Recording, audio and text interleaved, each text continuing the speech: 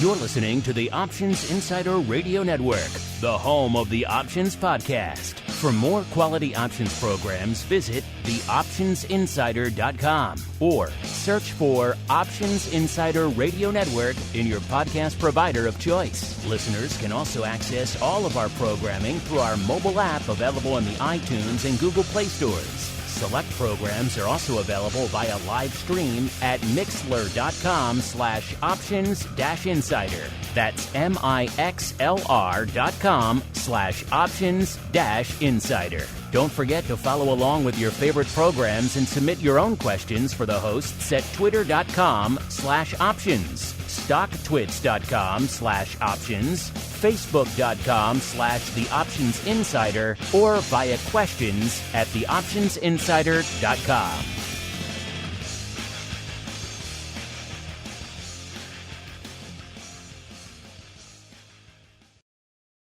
Welcome to Volatility Views, the premier program for volatility traders. Each week, we'll take a deep dive into the world of volatility with in-depth analysis, trading activity reviews, strategy breakdowns, cutting-edge education, and much more. We'll also bring you exclusive conversations with the traders, researchers, and asset managers who are reshaping the volatility landscape.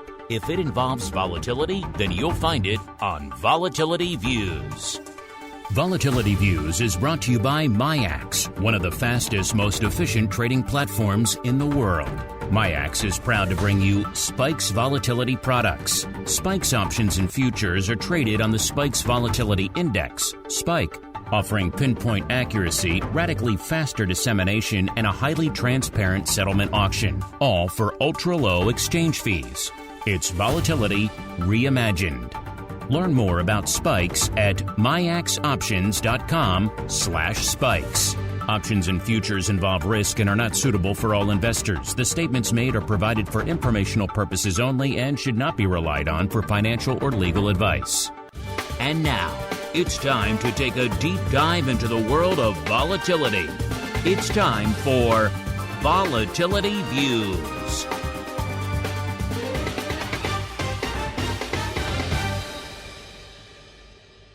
All right, everybody.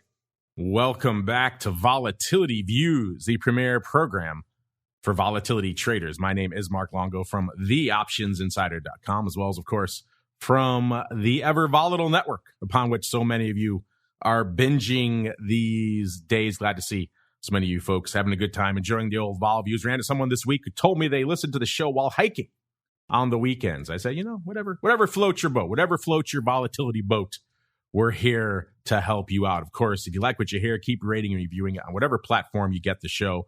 This show's been running for over a decade now. We know that. Big 500th episode Palooza just a few weeks ago. But of course, these recent rash of listeners, of course, they're coming in driven in part by a lot of your ratings and reviews. So if you like what you hear, keep rating and reviewing. The new stuff really does help drive new listeners to the show. And of course, if you want to go above and beyond, you want to have an extra dose of fun, like let's say for today, you don't want your day to end after Volatility Views. You want to keep on going with a little bit of great content, like let's say Options Oddities, then head on over to theoptionsinsider.com/pro. That's the place to go. You can join us there on the dark side there as you have fun with the club. Of course, pro Q&As, you get 2 exclusive shows a week. You get live stuff throughout the week. You get, of course, great giveaways and a whole bunch more. Theoptionsinsider.com/pro. Whatever you do, do not go to theoptionsinsider.com/secret club. That is not for you. That is only for other people, not for you. Do not go there, /secret club. Let's see who's joining us on the show today. First, let's go out to the Southern volatility mecca known as Austin, where we are joined once again by the greasiest of meatballs, Mr. Mark SEBASTIan from OptionPit.com. Mr. Meatball, welcome back to the show, sir. Hey, good to be here. I'm glad it's quite the day, huh? Yeah, you picked a good one. To slot in on here today, a lot to sink our teeth into. And also joining us, holding down the MIAX hot seat this week, hasn't been on in a while. He is Luke RAHBARI, the CEO over there at Equity Armor Investments. Luke, welcome back to Volatility View, sir. Mark, thank you very much. Glad to be back.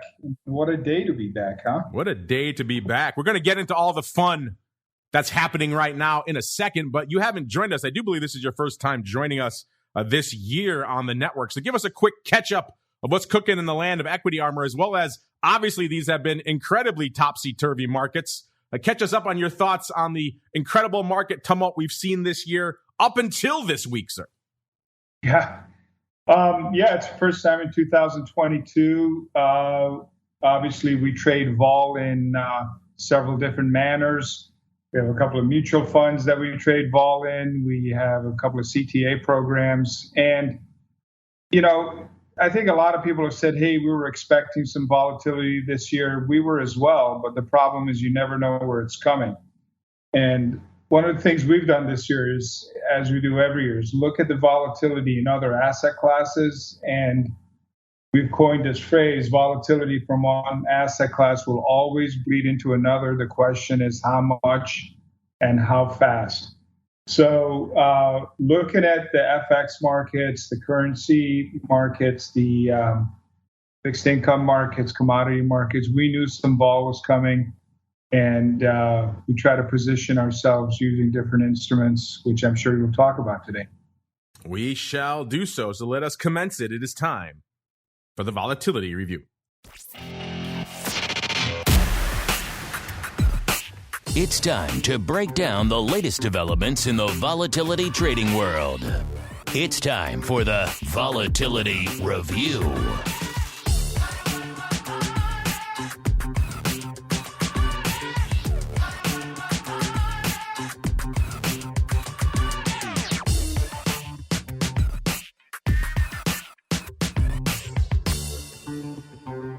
All right, everybody, welcome to the Volatility Review, the portion of the show where we do just that. We break down the week that was, and indeed still is, from about trading and trending and analysis and unusual activity, all sorts of fun perspectives. And yeah, we got one today. Listen, we caught a good one today, at least from a vol perspective. I guess it depends on your market perspective. If you're a hardcore bull, maybe turn this one off. Not really the show for you out there today.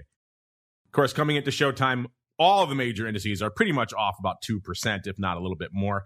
S&P off about 2.1%. NASDAQ actually about the exact same percentage, which is rare. Usually we see one of those two outpacing each other. Usually it's the NASDAQ leading the dance. Both of them off about 2.1% as we're kicking off the show. The Dow off, closing on 2%, about 1.9%. But what really got everybody spooked out there in the S&P today is, of course, we traded below the closing low for June. Of course, everyone thought that was the low for the market. Well, maybe not everyone. I was a little dubious. A lot of people were dubious, and maybe we had some more room to run on the downside. But a lot of people were hoping that that was, of course, the low for the year, and the rebound was in, the rally was in. Certainly, we did see a lot of aggressive upside well north of the 4,000 level. But alas, for all you bulls out there coming into showtime now, in the 3,600 range again. So remember, not that long ago, people were talking about, man, if we break through 3,900 again to the downside, look out below. And now we are well south of 3,900, 3,680 or so when we kicked off the show in the S&P. Let's see, how low did we get this one? I think it was about 3,665. Yeah, that was pretty much the low. Actually, 3,664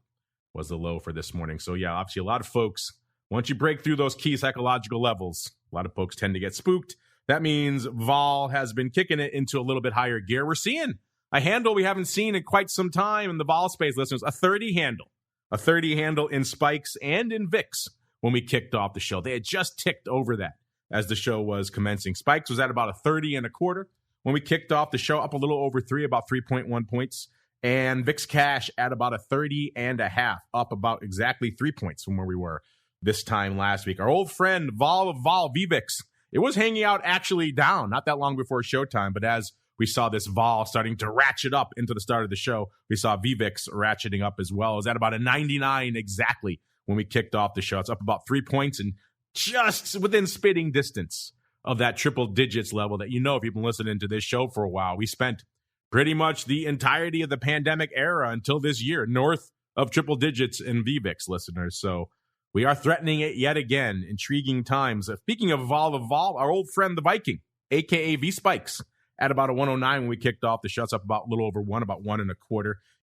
If you still don't have a good sense of a frame of reference for the Viking listeners, its range has been a low of about 89.5 that was set back in the end of July 29th. And the high has been right around almost 206, 205.85. That was back on December 3rd of last year. So quite the range. So we are actually kind of right in the middle of that range right now. And so obviously more room to run there on all things V-Spikes as well. So intriguing stuff let's go around the horn. Let's start in the Southern Volatility Mecca, sir.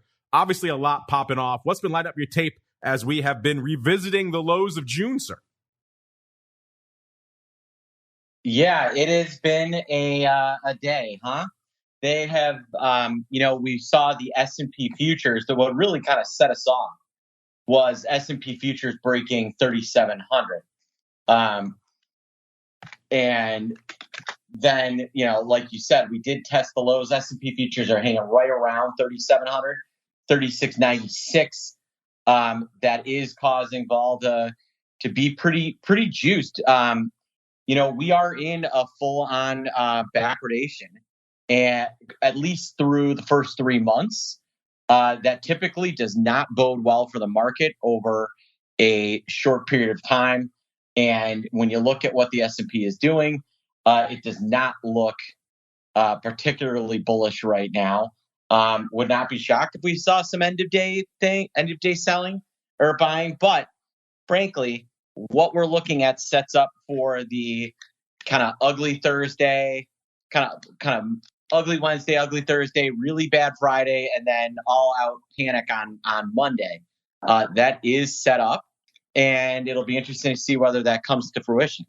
Yeah, that's always the really spooky leg, right? If we really have the panic sell off on Monday, that's when we see the vol pop. That's when we see the markets really get spooked. We shall see. Will we hit is it possible, listeners? Can we see a 4 handle out there, a 40 in all things spikes and VIX? Maybe if we see an aggressive sell off on Monday, we could certainly start threatening that again. That's, of course, the level a lot of people were looking for back in our initial polls. And we were asking you guys this a few months back. We said, hey, do we need VIX and spikes to really pop to signal some sort of capitulation out there? And a lot of you said, yeah, we needed to get to around a 40 level. That's what you were feeling. So not quite there, but hey, heck of a lot closer now than we were a week ago. Luke, same question for you, sir. Obviously, we are seeing some pretty dire straits out there in the market today. Retesting those lows that we set back in June. What was lighting up your tape on this very red day on the screens today, sir?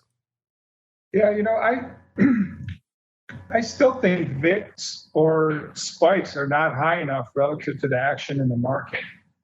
And I still think in some weird way, people think the Fed put as in, hey, we'll stop raising. We're going to stop, not that the market's down so much. We're looking at the U.S. dollar, and that's enough. It's a 20-year high, et cetera. I think people think that's in play, and I'm not so sure about that. And I agree with the 40 handle. I mean, 30 with the kind of moves that we've been having, I don't know. As far as how it's going to set up for next week, a lot of crashes happen to happen on Mondays. Bad Fridays, as Mark was saying, people rethink over the weekend and you just want to get out on Monday or something. So we could see that, but volatility is both on the upside and downside. And we all know how bear market rallies work. They rip your face off. So I would want to own some gamma going into next week. Hard to say what's going to happen. I still think that spikes have to get in the high 30s, low 40s, and trade there for 1 or 2 days until we kind of see the bottom. Another measure we're using is we're looking at the 10-year, and I just think for every 100 basis points the 10-year goes up, the market's got to go down 6-7%. So I don't know how far the Fed wants to take it. They are way behind. They have been for several years. If you follow me on Twitter, I'm blowing up on there. I think I must be over 70 followers. So I'm killing it on Twitter. Killing it, sir. Tearing it up. Yeah, I've been saying that for the last 2.5 years. We'll see if we can get you over 100 by the end of this show, sir. That would be great. It's a good thing I've got a timestamp on the stuff I've said, but this is a good thing about Twitter. But I just think we need to go higher. I think the spikes have to trade high 30s, low 40s, and has to trade there for a couple of days, and then it'll get interesting. But, I don't know what Mark thinks, but still 30? I mean, it doesn't seem like it should be higher. Interesting. That's been a point of contention, a point of debate we've had on the show for months now. Is that, do we need that spike in vol to really signal the bottom? This has been contentious. It sounds like you're coming down on the vote that, yes, we do need it. and it's got to be at least north of 40, Luke, before you really be comfortable with levels in the market. Yeah, I think so. Interesting. Mark, that's been, again, a point of debates.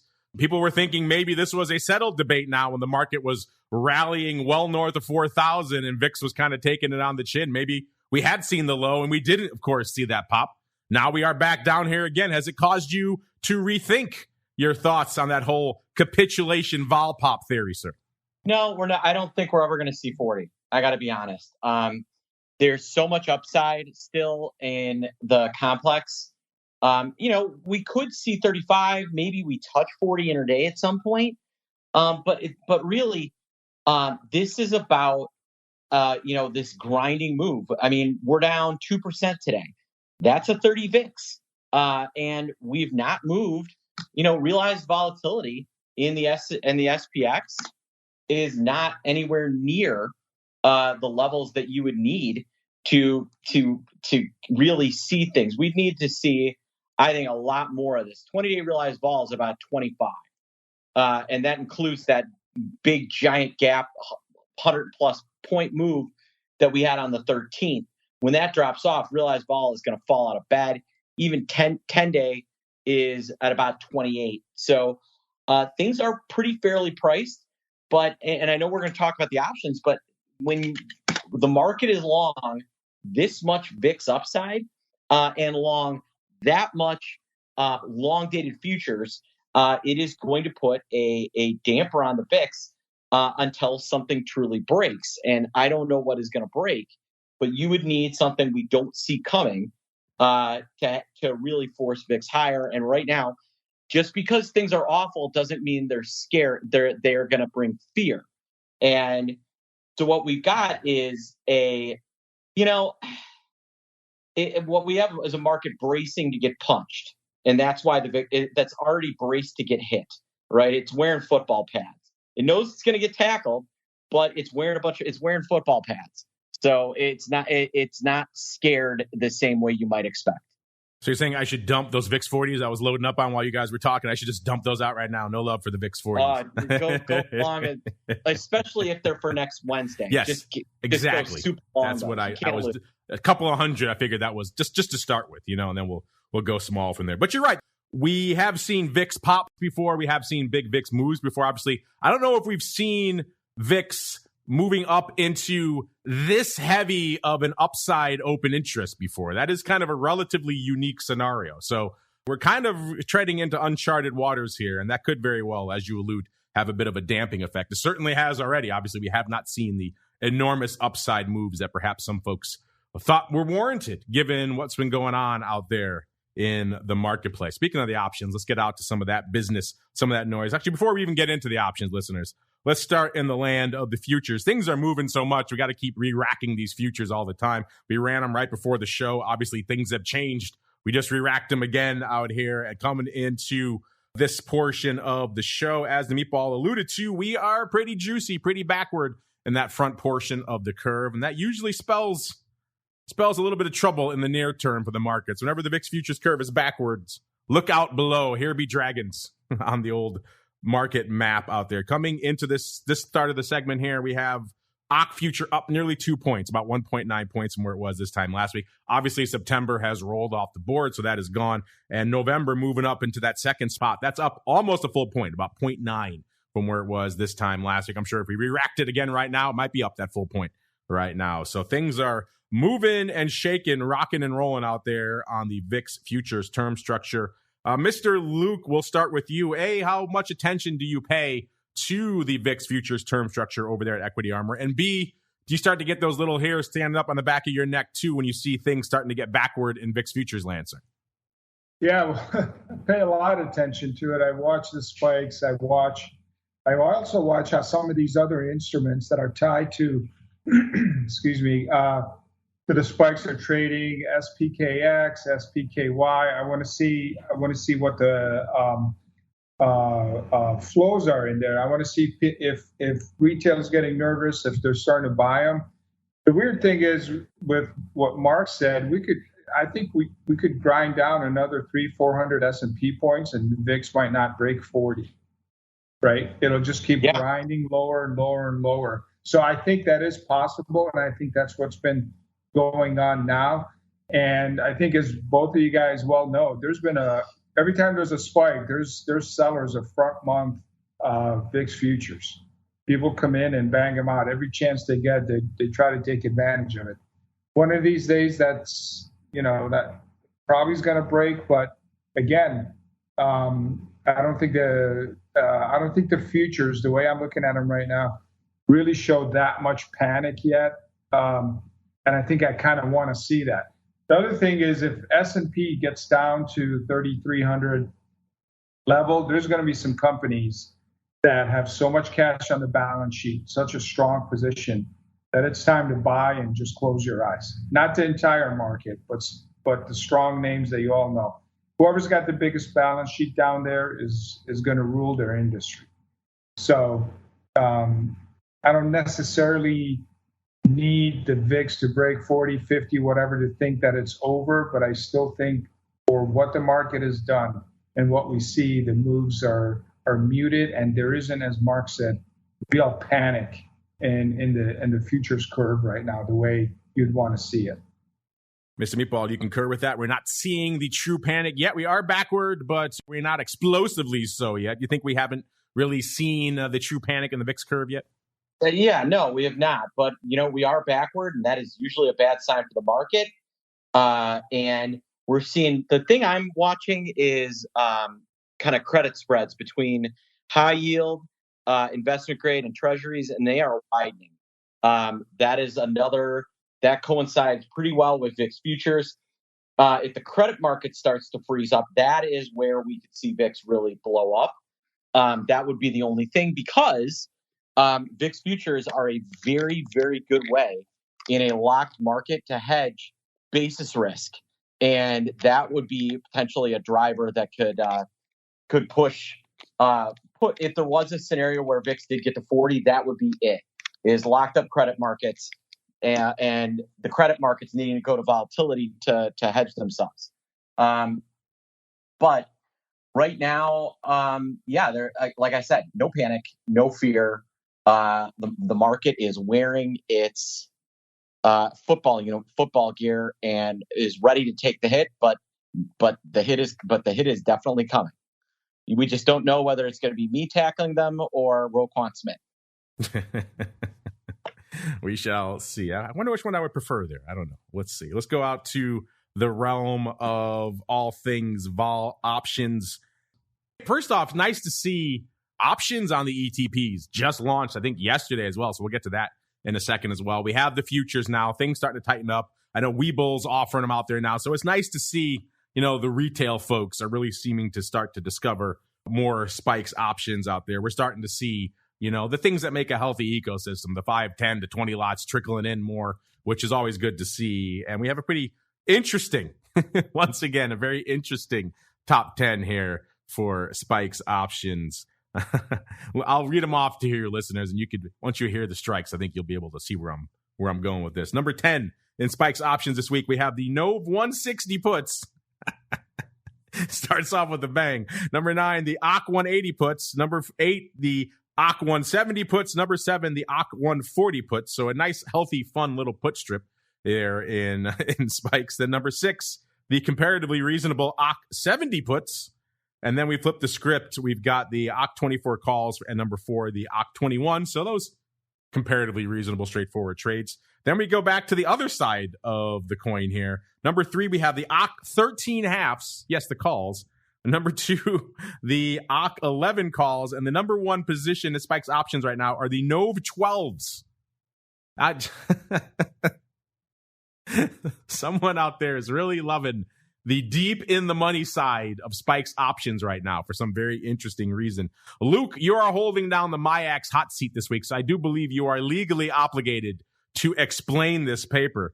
Have you noticed this? Have you been paying attention to SPKEX options? And what are your thoughts on what is up with this, just shall we put it, interesting, deep in the money option paper in SPKEX, sir?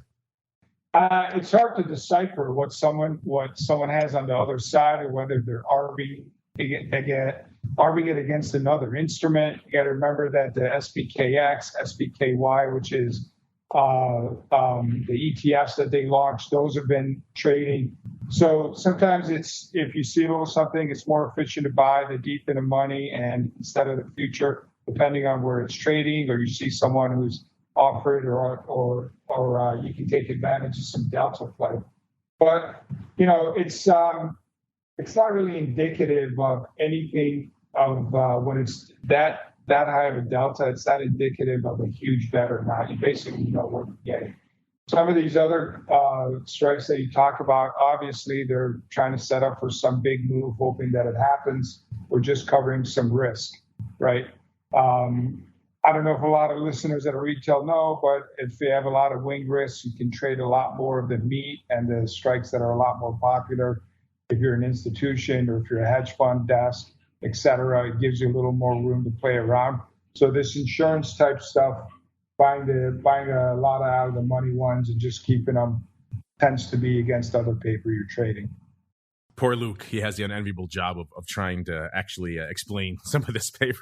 And the folks from, the actual MIAX folks and Spikes folks have attempted to put a good spin on this. You're right. It is some, shall we say, interesting paper out there. Usually you see this kind of stuff. People are trying to arb something, or they're trying to take advantage of some sort of vol discrepancy, some synthetics.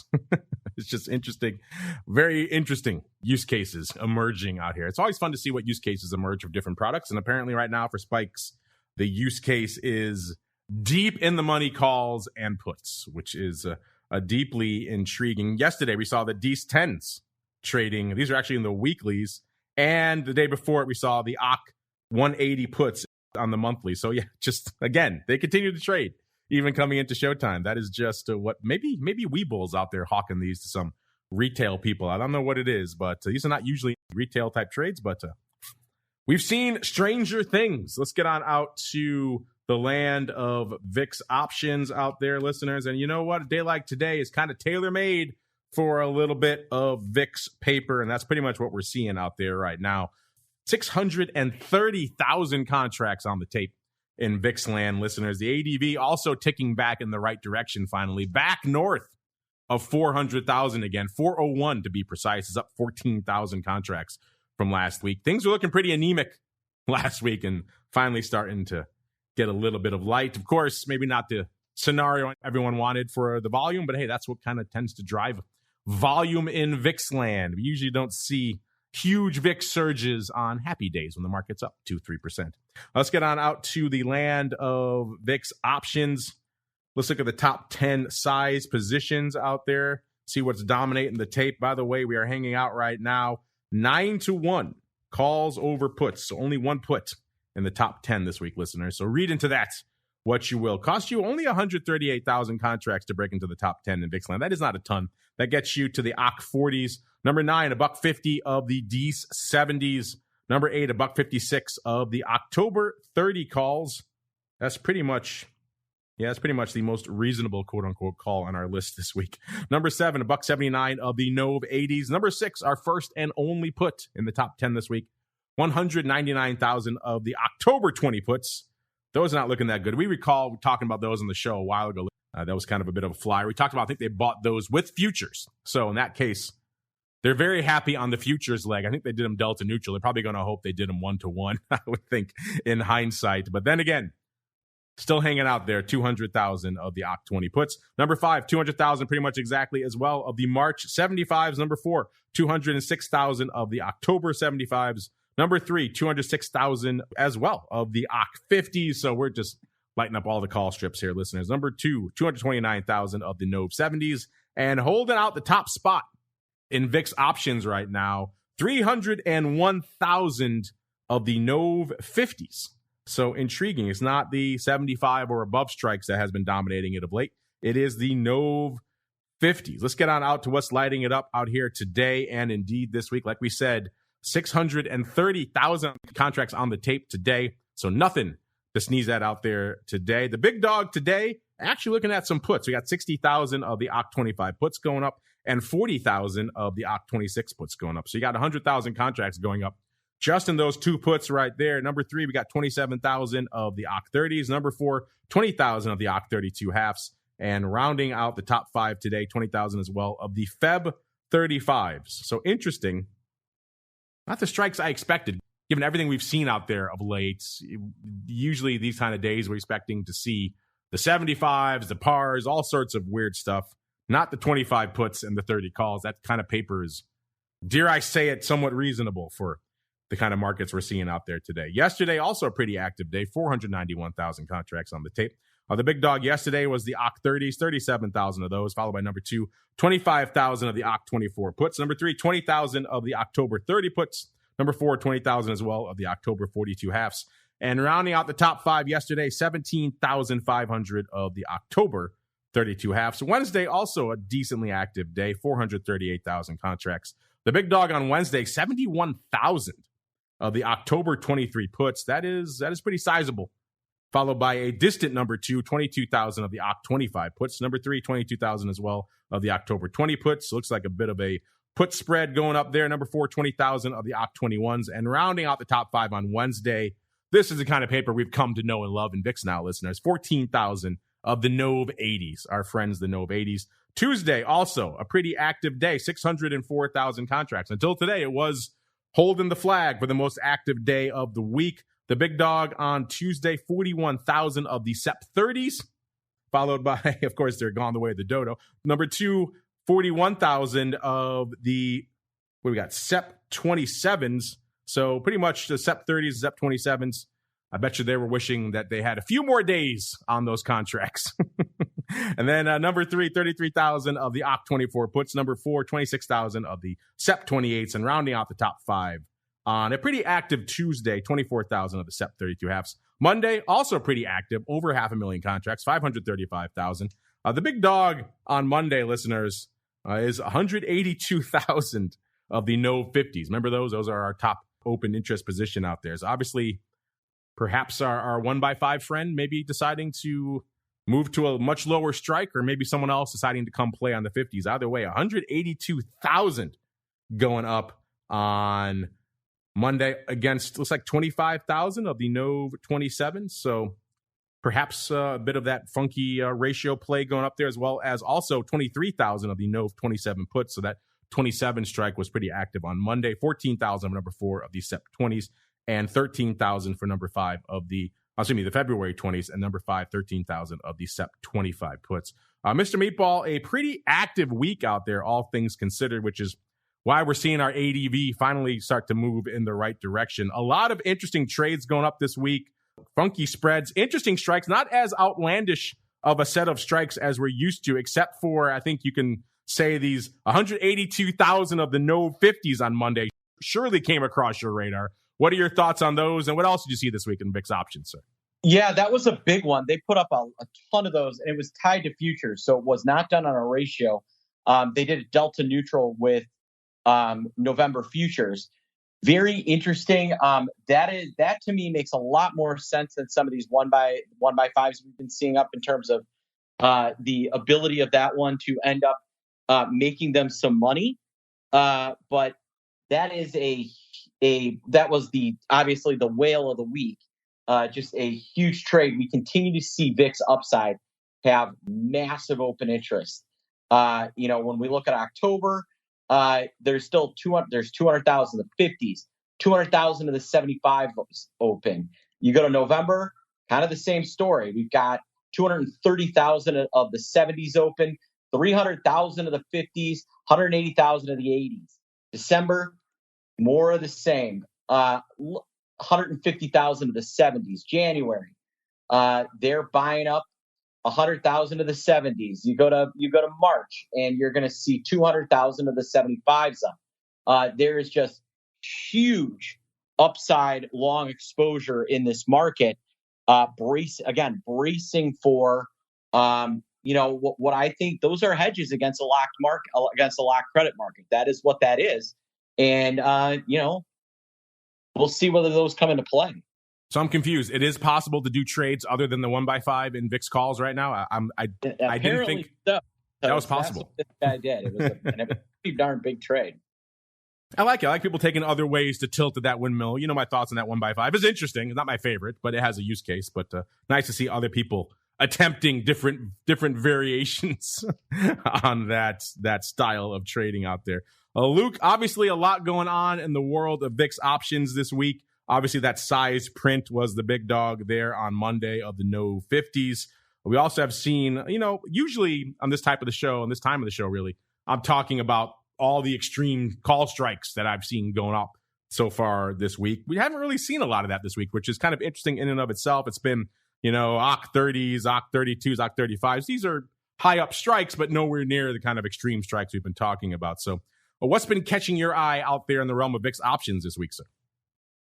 Well, we look at the flows in those things, but to us, it's more about where things settle, where they end up settling the next day, whether they've moved them around too much, especially the futures, right? Because we trade inter-month futures. We want to see, what we try to do is, quote, buy cheap volatility and sell expensive volatility. So we like to see how those trades move the curves around, what the dealers are looking at. I don't know if some of this stuff is coming off ARBs and SPX. Could be a desk just selling, as I said, again, upside calls so somebody else can trade some of the other instruments that they have and not have a standard deviation risk out there. So they own that stuff. They own deep out of the money calls, or fairly big out of the money calls in the VIX, or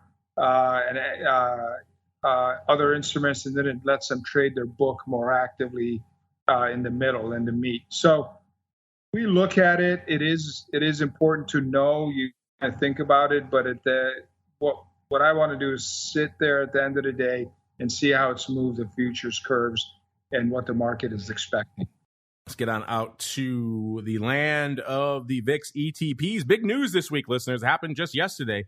We have our friends Spiky and Sparks. Have you decided around Sparks? I don't know. SPKX and good old SPKY. Coming into showtime, by the way, SPKX at about a 30 3/4. Spiky, good old Spiky, at about a 33.60. So obviously looking frothier this week. But we have options finally, listeners. It didn't take long at all. Just a couple of weeks for the options to be listed on. This is much faster than I assumed. So I happened to pull up a good old Sparks first here. Looks like the OCC 27 puts are the trade du jour out there. Some folks liking themselves some of those. And in good old Spiky, we have OCC 45s and the OCC 44s have traded out there. Spiky at about a 33, like I said, about a 33.60 right now. So on the money calls, that's pretty much the nature of the beast out there. But still fun to see options. So for all of you out there who have been waiting and asking, and we're going to get options on these things, there you go. They're out there. They exist. Again, these products are still kind of new, so I don't know how tight the markets are going to be yet, but intriguing stuff nonetheless. Luke, have you been paying attention to the ever-evolving world of Spikes ETPs, and what are your thoughts on these new additions here? We got SPKX and SPKY, sir. Yeah, we've been paying a lot of attention to it. We've been looking at the way it trades against spikes and other volatility instruments. And we are going to be trading them. For us, it's a little bit of getting the back office and the operations all set up. And right now, we're not worried about the cross margin of it, but we are going to be trading them. We have been taking a look at them and kind of getting ready for it. And I think the trading in these instruments are going to pick up, because sooner or later the Fed, whether the Fed is raising rates or they're lowering rates, the Fed is still in the market. It's what's driving markets, whether it was up for 10 years straight, 12 years straight without cutting, or whether it's down, what it's doing right now. So once the Fed kind of says, okay, I think I like markets where they are, and vol normalizes, trades in a normal manner, doesn't just go with what the Fed is doing, these instruments are going to be really interesting to watch and trade. Mr. Meatball, same question for you. I know you're holding on to that one lot of ever so precious good old Sparks. How's that looking for you, A? And then B, what are your thoughts? The options are finally here, sir. Have you added a one lot of the options yet to your inventory? You know what? I'm looking, and not a ton of open interest yet here, but it's an interesting one. Maybe I'll add a trade to make some open interest in Spiky or SpikeX. what I like about not spiky, but what did we decide on for the other one? Spark? I think it's Sparks for lack of a better term. You can't call it spikes because that's already taken. Yeah. What is the symbol there? SPKX. SPKX. Spanx? I mean, every lady loves their Spanx. Yes, why not? Spanx, sure. That won't get us in trouble at all. No. Yeah, and not a lot of volume yet, but in fact, I'm looking. Spanx does not have any open interest yet. So what I'm going to do right now is I'm going to be the first one to put open interest on. So I am going to buy. You'll know what I buy when it prints. Let's see what happens. Let's see the size go through. You will be the sum total of the open interest out there. You'll be trading with yourself. It'll be good stuff out there. Yeah, give us a few weeks. Once the operational stuff gets started, I'm excited. Yeah. I'm excited. Oh, you know what? There is open interest. There's a 5 lot. There's a 5 lot of the OCK 27 puts. Yes. Yes. So you can trade with that person. You can trade with that person. You too could be trading back and forth, trading it up for size. Our listeners, hey, listen in the live chat. Get out there. Tear up the OI. You too can be the size OI players out there in Sparks and Sparky. Sparks and Sparky goes kind of well together. If you have an alternate suggestion for SPKX listeners, you folks are a creative bunch. Send it in. Let us know. Let's get on out to SVIX.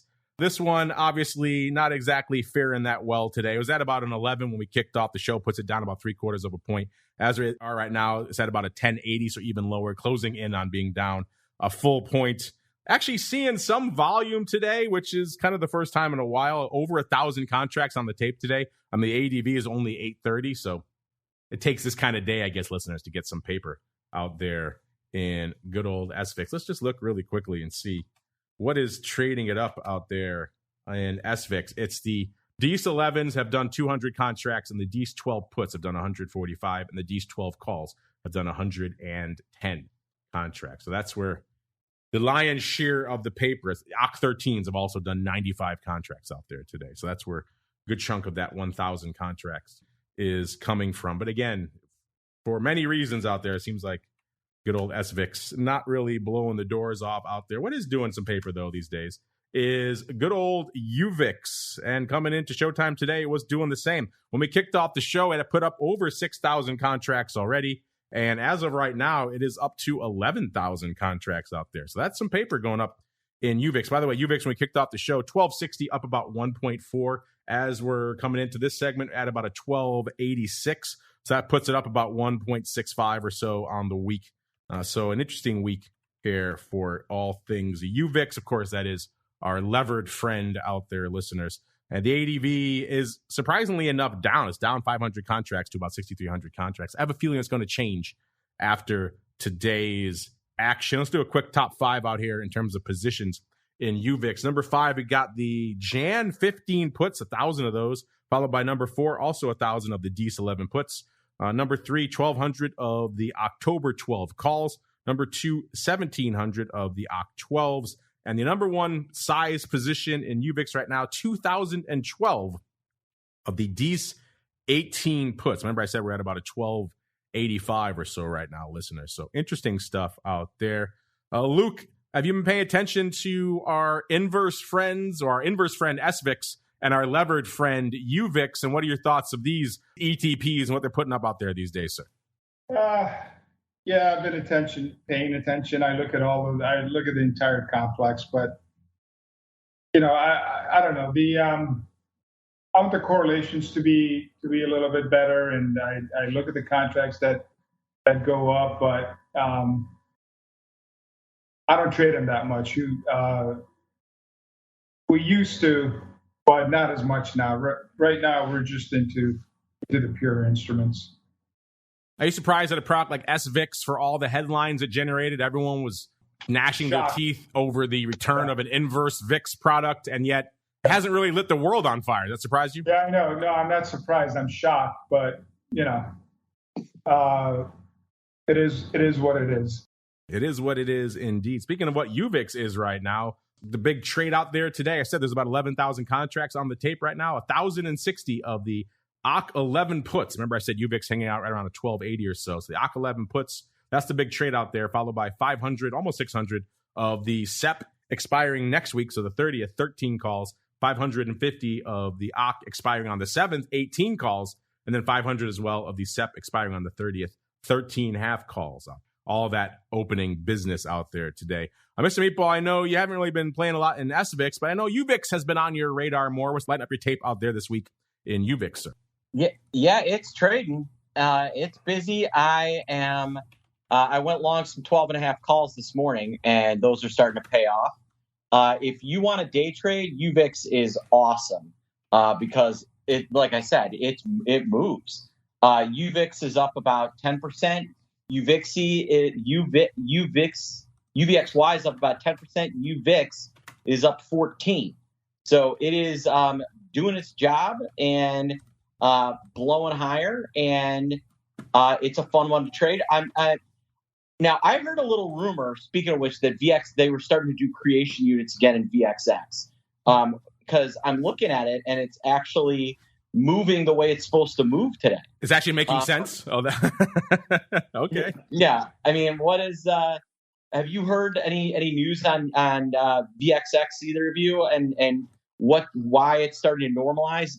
It doesn't seem to be trading far away from NAV anymore. You know, it's funny. I had finally washed my hands of it. I had finally expunged it from all of our data. I thought it was easy. We could have a clean break from VXX. You're telling me they're going to drag me back in now? I got to start watching it again? Every time you get out, they drag you back in. Just like The Godfather. So I have not heard that. I will check into that, though, because you're right. I had kind of tangentially noticed it on a few other shows, even though I try to avoid it whenever possible. I did notice it did seem like it was starting to behave, I won't say entirely rationally, but less irrationally that it had in the past. And so that I was kind of wondering about that, but I didn't want to go back down that rabbit hole. So I had not investigated it. But alas, it sounds like I shall have no choice now. I'm going back down the VXX rabbit hole. UVXY listeners, everyone's asking for the reverse split.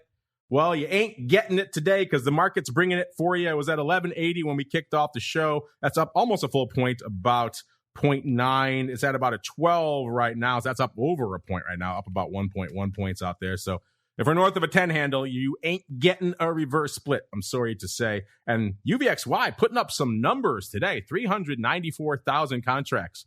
Getting back some of those old days when, you know, VXX used to trade more than VIX, and now UVXY threatening to take that mantle. The ADV, surprisingly enough, is also down on the week, about 1,000 contracts to 279. So I got a feeling that's going to change after today's paper. Really quickly, what are the top positions in UVXY? We're coming up against it. Let's do a top two really quickly.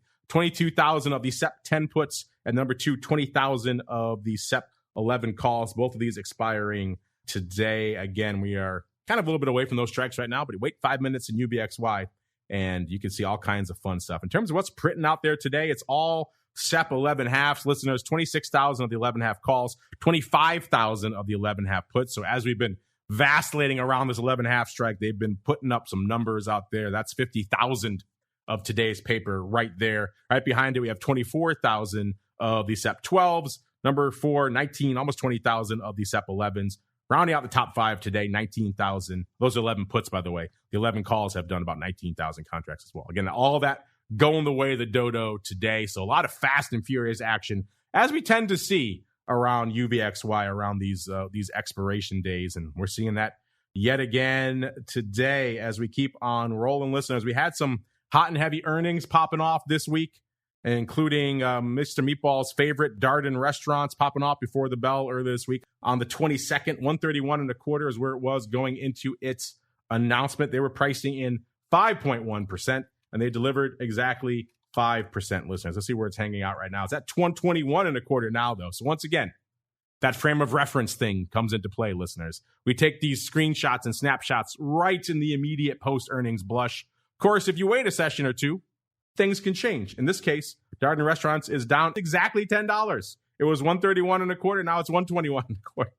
It's down another 4.16 today, or 3.3%. So they're coming for those breadsticks, not giving any love at all. So one of those cases, if you had some long earnings vol and you held on to it, you're looking a little bit better today than you were immediately after the announcement, when it did a whole heck of a lot of nothing. Of course, Costco was after the bell yesterday as well. They're kind of one of the few rays of light out there in the market today. It's our chat earlier. I saw them talking about getting gas for below $4 at Costco now, how exciting that is. They also put out, if you want to grasp at some silver linings in this market right now, the Costco CEO did affirm, listeners, that they are keeping the $1.50 soda and hot dog combo in perpetuity, potentially forever. So, Mark, you could be 100 years old and roll into your Costco on your hover chair wheelchair at that point and get your $1.50 hot dog and soda if you like. So if you're looking for a ray of light on this kind of all red day, there you go. Soda and hot dogs, $1.50 at Costco in perpetuity. As we keep on rolling, listeners, it is time to get difficult. It is time to get dangerous. It is time for the crystal ball. It's time to peer into the future and reveal what the volatility gods hold in store. It's time to look into the crystal ball. Mr. Meatball, I see your one lot of the OCK 27 puts here in good old Sparks. 95 cents. I like that one. I like it. All right. How's that sitting for you so far? You liking it? Oh, yeah. Let's play the fade. Let's do it, baby. Let's do it. So there you go. You too can join the Meatball. Get in on that hot action out there in the land of the Sparks. Really quickly, we're coming up to the end of our question of the week right now. So I'll just pay it off because we got to do our whole crystal ball fun thing. We asked you this week. Seems like, given the feedback we got on our show, Options Bootcamp, maybe, potentially, we're in the middle of a quote-unquote iron condor renaissance. This strategy, if you've been around the business for a bit, you know it was super hot over a decade ago. I would say close to when we launched the network, which was 15 years ago. Everyone and their mother was trading iron condors, super hot. They seem to have cooled off. But the question we asked is, are they making a comeback? We gave you 4 choices. Yes, I am trading iron condors. No, I prefer iron flies. No, I prefer butterflies. Or they never went away. They've been hot all this time. And right now, coming into the final couple of hours of the poll, listeners, 45.8% of you are saying, yes, I'm trading iron condors, followed by no, with exactly a third, 33.3% saying, no, I prefer butterflies. 12.5% of you say they never went away. They've always been hot. You've been trading them all this time, 15 plus years. And no, I prefer iron flies, 8.3%.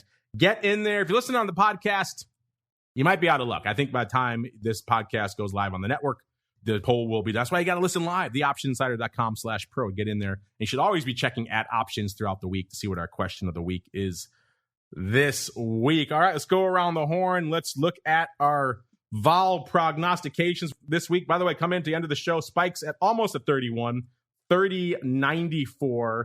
And we've got our old friend VIX, if it refuses to play ball. There we go. Same level, about 30.93 out there. So Spikes and VIX both hanging out at about the same level. Alas, none of us had a 30 handle. I was the highest yet again at 26.35. Mr. Meatball was looking at his palindromic fade of 24.42. Tom Jark from MIAX was at a 25.03, kind of in the middle there. Alas, no joy. I forgot our listener who took his Packers Bears guess, 28-14. I guess, or 27-10, whatever his guess was for whatever the final score of the game was. That was looking good yesterday, not as good today. No one else. Oh, Nichols is at a 29, so he's looking a little bit better. So you're closer than the rest of us, Nichols. So ballyhoo for you. But alas, no listener winners this week as well. So that means, Luke, you get the dubious honor of going first, sir. What do you feel for this time next week? Where is Vol going to be next week, sir? It's hard to say what Powell's going to do or not going to do, whatever, but probably the way they've been selling front month, I still think it'll stay elevated. I'll say spikes will be around 27.5. I just wrote my number down right before you were talking, sir. You said 27.5, and alas, it is close to you. I'll just give you my number, I guess, now then, because you already gave yours. I wrote down 27.25 right before you said that. So we're going to be neighbors this week, Luke. So let's see how it works out for us. So Mr. Meatball, we've already got a mark at 27.25, 27.5. You want to split the uprights there, or you want to do some palindromic nonsense for us? Well, you know I'm going to do palindromic nonsense, because why not? It is on brand for you, sir. Yeah, I'm going to go crazy. Are you ready? I'm going to say 41-14. Oh, that was close. I'm doing 38.83. Oh, okay. Close, but no cigar. 38.83 for the Meatball. Let's just see what our chat is up to. 25.5. Oh, we got a 32 in there. Nichols was close this week. He's feeling a 30 handle. I could certainly see that. 29 for the Queen. She has been very prescient over the past year. Can she get it this week? We shall see. Listeners, if you're listening on demand after the fact podcast, send your guesses in for VIX and Spikes next week via the questions at theoptionsinsider.com. You can do it via social media as well. We will tabulate up all the results. And if you're within our margin of victory, it's pretty tight. We're very demanding, 10th of a point. Then you too can win some fabulous prizes. All right, everybody. Unfortunately, that music means we have come to the end of another hour-long sojourn through the world of volatility. Hopefully we could hold your hand, walk you back from the ledge, the precipice on a crazy day like today. But before we go, Mr. Luke, if folks are intrigued, they want to learn more about all things Equity Armor, where should they go? What should they do? They should go to our website, www.equityarmorinvestments.com. Look at some of our blogs, download our free book, and if you have any questions, just reach out. There you go. Check them out over there at Equity Armor. You can give them a follow on the old Twitters as well at Luke_Rahbari, RAHBARI. See if we can get them up over 100.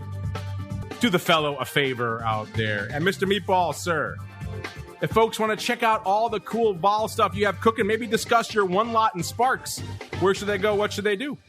Yeah, go to optionpit.com. I write a free blog every day on VIX and volatility. It's called the VIX Edge. Make sure you read it every day. You'll be the Volatility Edge. You're going to be a happy camper if you do, because I will help you make some money. Optionpit.com. Optionpit.com is the place to go. And of course, you know where to go to learn more about all things spikes.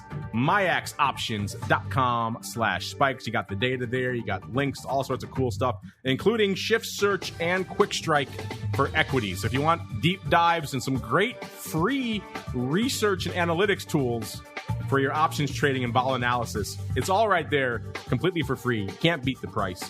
Kick off your journey, MIAXoptions.com/spikes. For all of you on the on-demand side, that is going to conclude your broadcast week with us. I want to thank you for joining us and spending your time with us this week, whether you're hiking or working out or commuting or at your desk or trading, whatever it is you do while you're listening to the show. We thank you for taking some time to do just that. Remember, if you like what you hear, keep rating and reviewing. And of course, if you don't want your broadcast week to end, you want to talk about all the mad, unusual activity going on this week, and spoiler alert, it's a lot. Head on over to theoptionsinsider.com/pro. Whatever you do not go to /secret club. That is not for you. And you can sign up there and get access to all the cool stuff we do, including options oddities coming up a little bit after this show. Then, of course, we're back again next week with another great slew of content all the way through to next Friday, another episode of Volatility Views. Stay safe out there, everybody. Volatility Views is brought to you by MIAX, one of the fastest, most efficient trading platforms in the world.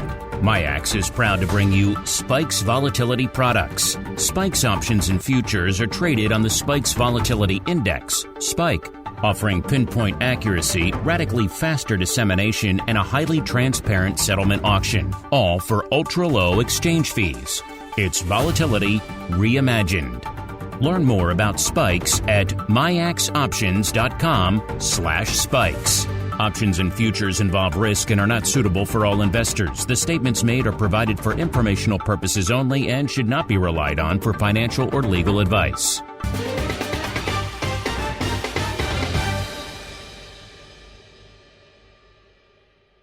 You're listening to the Options Insider Radio Network, the home of the Options Podcast. For more quality options programs, visit theoptionsinsider.com or search for Options Insider Radio Network in your podcast provider of choice. Listeners can also access all of our programming through our mobile app available in the iTunes and Google Play stores. Select programs are also available via live stream at mixlr.com/options-insider. That's mixlr.com/options-insider. Don't forget to follow along with your favorite programs and submit your own questions for the hosts at twitter.com/options, stocktwits.com/options, facebook.com/theoptionsinsider, or via questions at theoptionsinsider.com.